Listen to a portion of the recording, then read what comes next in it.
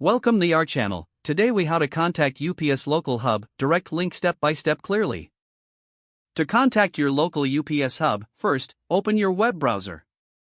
In the search bar, type UPS local hub near me and press enter. Review the search results to find the official UPS website.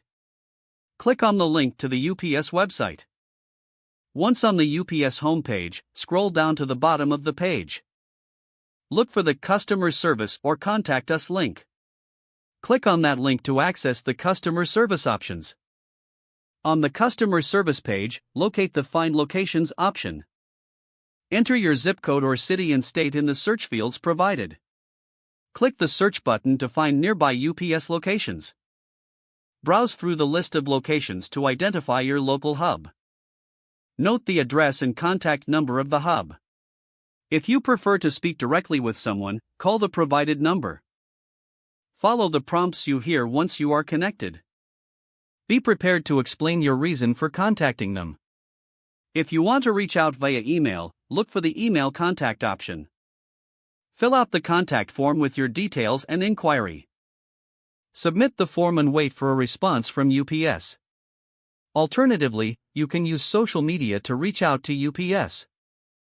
Visit their official social media pages for assistance.